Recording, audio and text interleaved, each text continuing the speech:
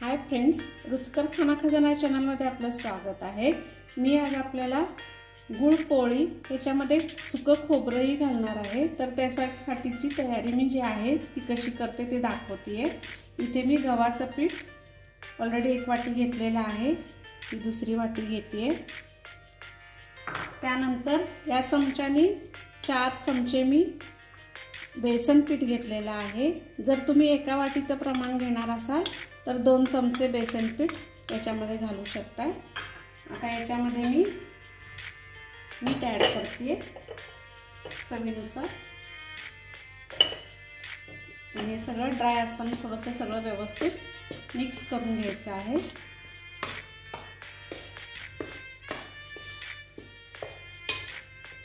अशा पद्धतीने हे सगळं मिक्स करून घ्यायचं आहे।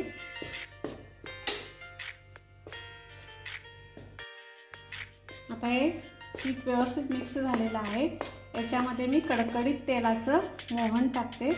4 चमचे मी तेल घेतलेलं आहे, तेल जास्त तापलं। व्यवस्थित हे मिक्स करून घ्यायचं आहे चमच्याच्या सहाय्याने, गरम असल्यामुळे। थोडंसं कोमट झालं की मग आपण हाताने व्यवस्थित मिक्स करून घ्यायचं आहे। हाताने व्यवस्थित सगळं पिठाला तेल चोळून घ्यायचं आहे, जेणेकरून पिठाची मूठ तयार होईल।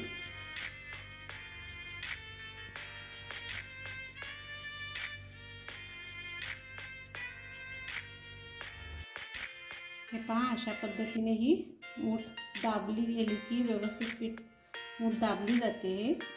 आता याच्यामध्ये थोडंसं पाणी घालून आपल्याला घट्ट कणिक मळून घ्यायची आहे।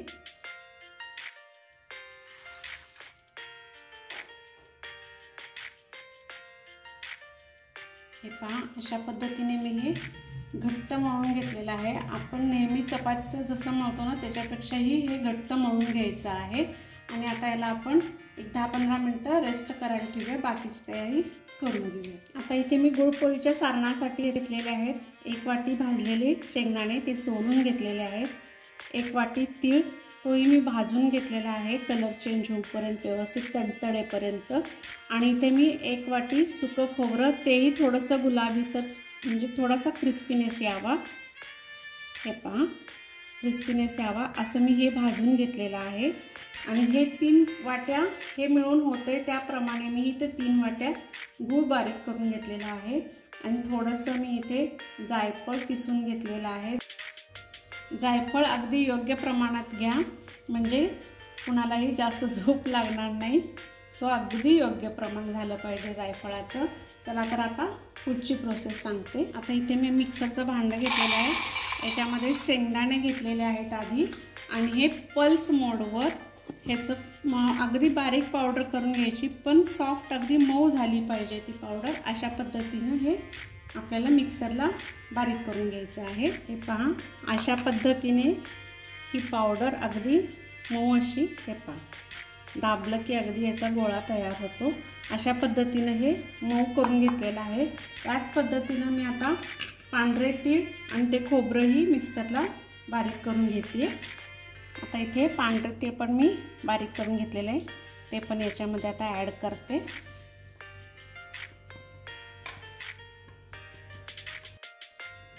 आता ही खोबरंही बारीक करून घेतलेलं आहे।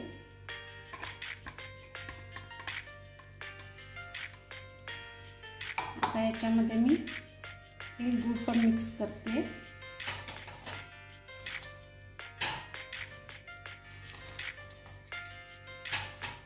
आणि थोडंसं जायफळ पावडर, त्यातलं पण मी थोडंसं शिल्लक ठेवते।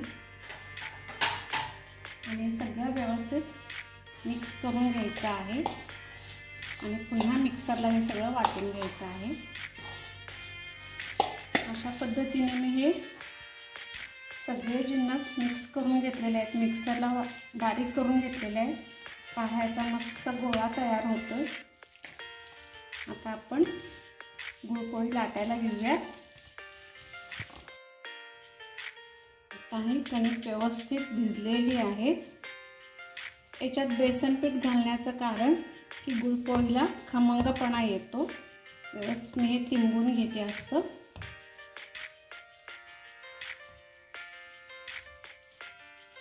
थोडंसं सॉफ्ट झालं पहा, त्यामुळे घट्ट मळून ठेवायचं। आणि याच्यातली मी आता एक गोळी घेते।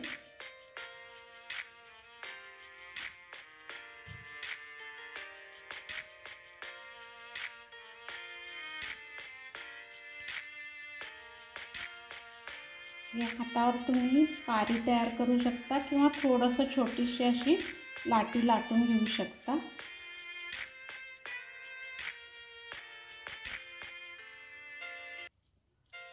अशा पद्धतीने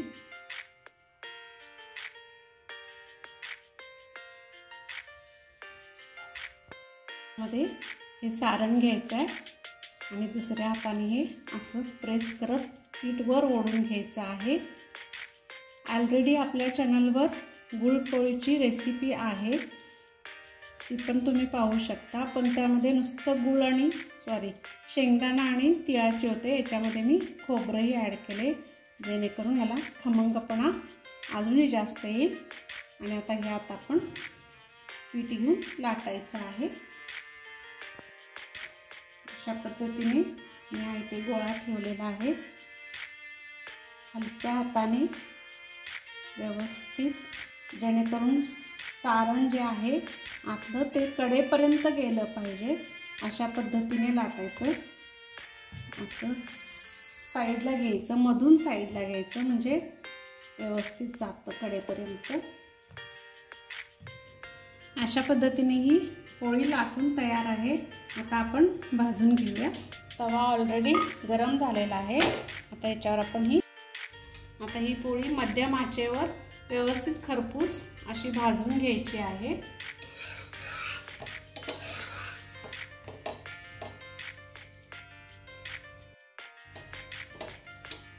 आता ही बाजू पलटून घेऊयात आपण।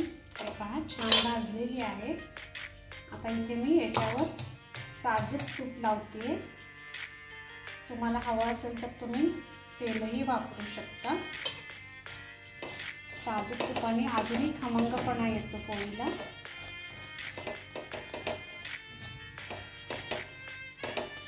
अशा पद्धतीने दोन्ही बाजू व्यवस्थित मी भाजून घेते।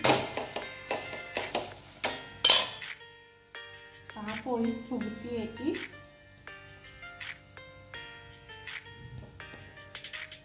तुम्हाला तूप आवडत नसेल तर तेल लावा तुम्ही। मस्त टम्म फुगली आहे पोळी। मी काढून घेते। अशा पद्धतीने तुम्ही करू शकता। आणि मी सगळ्या पोळ्या लाटून घेऊन भाजून घेते। अशा पद्धतीने ह्या गुळपोळ्या अगदी खमंग तयार आहेत। नक्की तुम्ही एकदा अशा प्रकाराने करून पहा। मी याच्यामध्ये सुकं खोबरंही घातलेले आहे, त्यामुळे याला खमंगपणा आणखीन येतो। जर ही माझी रेसिपी तुम्हाला आवडली असेल तर माझ्या चॅनलला सबस्क्राईब करा, लाईक करा, शेअर करा, कमेंट करा, बेल आयकॉन जरूर प्रेस करा। थँक्यू।